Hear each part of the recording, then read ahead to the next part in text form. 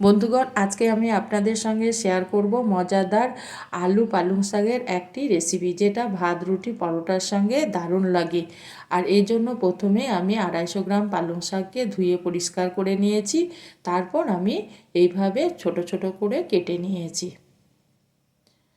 এবার আমি মূল রান্নায় ফিরে এলাম। তার জন্য গ্যাসের মধ্যে একটা কড়াই বসিয়ে দিয়েছি। কড়াইয়ের মধ্যে দিয়ে দিলাম আমি 3 চামচ মতো সর্ষের তেল। তেলটা দেওয়ার পর আমি আলু 3টে মিডিয়াম সাইজের আলুকে এইভাবে কেটে নিয়েছি, কেটে ধুয়ে পরিষ্কার করে নিয়েছি। এবার আলুটাকে দেওয়ার পর আমি দিয়ে দিলাম স্বাদ মতো লবণ। লবণটা দেওয়ার পর আলুটাকে আমি কিছুক্ষণের জন্য ভেজে নেব।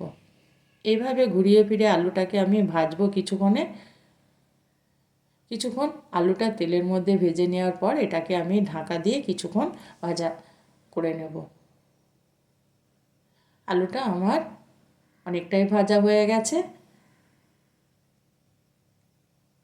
আবারও আমি কিছুক্ষণ আলুটাকে ঘুরিয়ে ফিরিয়ে ভেজে নেওয়ার পর আলুগুলোকে আমি তেল থেকে উঠিয়ে নেব।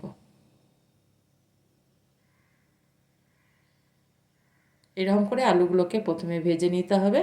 এবার আলুগুলোকে আমি কড়াই থেকে উঠিয়ে নেওয়ার পর ওই তেলের মধ্যে দিয়ে দিলাম ক্রাশ করা 1/2 চামচ ধনে, গোটা ধনে, আর 1/2 চামচ গোটা জিরে, 2টো শুকনো লঙ্কা, আর দিয়ে দেব। এটা দেওয়ার পর আমি একটু নেড়ে চেড়ে নেব। তারপর আমি দিয়ে দেব 2টো ছোটো এলাচ, আর 2 টুকরো লবঙ্গ, আর 2 টুকরো দারচিনি। এবার আমি এখানে দিয়ে দেব একটা মিডিয়াম সাইজের পেঁয়াজকে কুচিয়ে রেখেছিলাম, সেটাকে দিয়ে দিলাম। এবার আমি নেড়ে চেড়ে কিছুক্ষণের জন্য এটাকে ভেজে নেব। আর এই ভাজতে ভাজতে আমি দিয়ে দিলাম কিছুটা কাঁচা লঙ্কা কুচোনো, আর 1/2 চামচ আদা বাটা আর কাঁচা লঙ্কাটা দেওয়ার পর আবারও আমি কিছুক্ষণ পেঁয়াজের সঙ্গে এগুলোকে ভেজে নেব। যতক্ষণ না আদার কাঁচা গন্ধ যাচ্ছে ততক্ষণই আমি নেড়ে চেড়ে একটু ভেজে নেব। তারপর আমি দিয়ে দেব এক এক করে শুকনো মশলা, যার মানে পরিমাণ মতো হলুদের গুঁড়ো 1/2 চামচ, জিরে গুঁড়ো, আর স্বাদ মতো লঙ্কার গুঁড়ো। ঝালটা আপনারা আপনাদের পছন্দ মতো দিয়ে নেবেন। আর দিয়ে দিলাম 1/2 চামচ ধনে গুঁড়ো। শুকনো মশলাগুলো দেওয়ার পর আবারও আমি কিছুক্ষণ সমস্ত মশলাগুলোকে কষিয়ে নেব। আর মশলা যত ভালো কষানো যাবে তরকারির টেস্টও তত ভালো হবে। কিছুক্ষণ কষিয়ে নেওয়ার পর আমি এবার এখানে দিয়ে দেব একটা মিডিয়াম সাইজের টমেটো। টমেটোটা দেওয়ার পর আবারও আমি মশলার সঙ্গে টমেটোটাকেও বেশ কিছুক্ষণ কষিয়ে নেব। কিছুক্ষণ কষিয়ে নেওয়ার পর বন্ধুরা, টমেটোর যাতে তাড়াতাড়ি নরম হয়ে যাবে তার জন্য আমি দিয়ে দিলাম অল্প একটু লবণ। লবণ কিন্তু একটু হিসাব করে আমাকে দিতে হবে, কারণ আমি আগে আলুতে লবণ দিয়েছি, আর এখানেও আমি অল্প একটু লবণ দিয়ে দিলাম। আবারও আমি কিছুক্ষণ এটাকে কষিয়ে নেব। এইভাবে ঘুরিয়ে ফিরিয়ে আমি টমেটোটাকে মশলার সঙ্গে ভালো করে কষিয়ে নিলাম। এবার কষানো আমার হয়ে গেছে, মশলা থেকে তেল ছেড়েছে। এবার আমি যে আলুটাকে ভেজে রেখেছিলাম সেটাকে দিয়ে দিলাম। আলুটা এবার মশলার সঙ্গে ভালো করে মিশিয়ে নেব। আর এখানে একটু শুকনো লাগছে, সেই জন্য বন্ধুরা আমি একটু জল দিয়ে দেব। জল দেওয়ার পর আমি আবারও আলুটাকে মশলার সঙ্গে খুব ভালো করে কষিয়ে নেব। আগেই তো বলেছি বন্ধুরা, যত ভালো করে মশলা কষানো হয় ততই কিন্তু তরকারির টেস্টটাও ভালো হয়। এইভাবে কিছুক্ষণ আমি ঘুরিয়ে ফিরিয়ে আলুটাকে কষিয়ে নেব।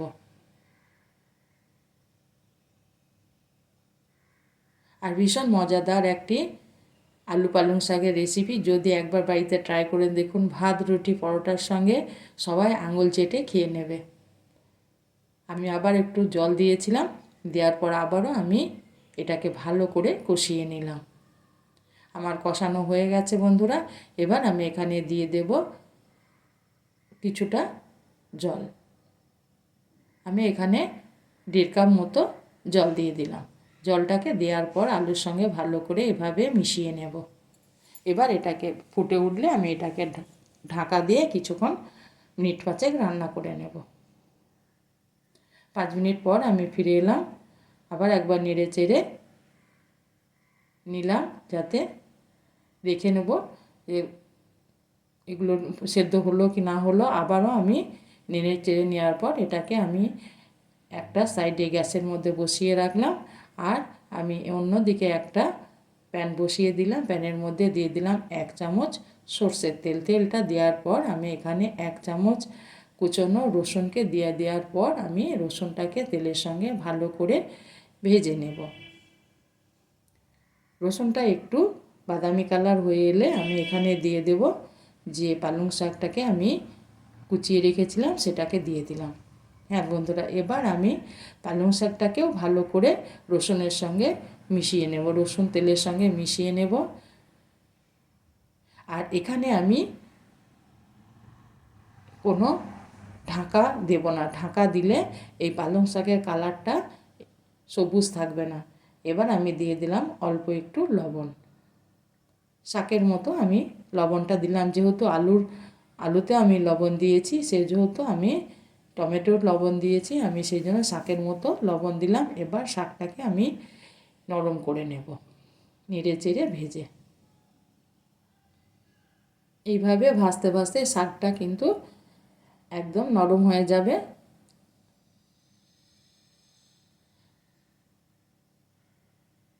এইভাবে নেড়ে চেড়ে আমি শাকটাকে নরম করে নেব। আমার শাকটা জল ছেড়ে দিয়েছে আর শাকটা আমার নরম হয়ে গেছে।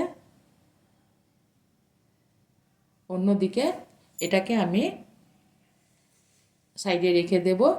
আর যে আলুটাকে আমি সেদ্ধ করতে দিয়েছিলাম বা আলুটাকে আমি গ্যাসের মধ্যে বসিয়ে রেখেছিলাম, সেই আলুটাকে এবার আমি চেক করে নেব আমার আলুটা সেদ্ধ হয়ে গেছে। এবার যে শাকটাকে আমি ভেজে নিলাম সেই শাকটাকে এবার আলুর সঙ্গে মিশিয়ে দেব।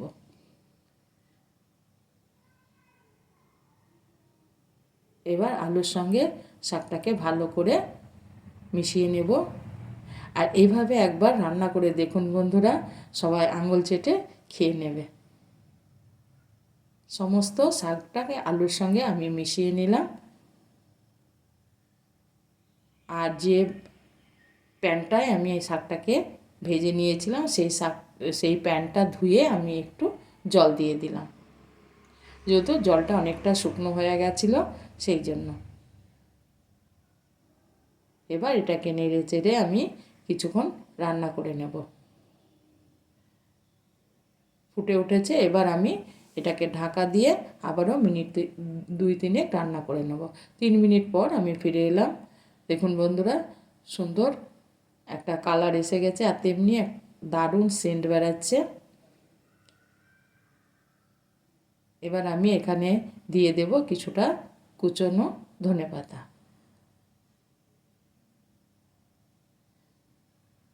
ধনেপাতাটা দেওয়ার পর আবারও আমি নেড়ে চেড়ে ধনেপাতাটাকে আমি তরকারির সঙ্গে মিশিয়ে নেব।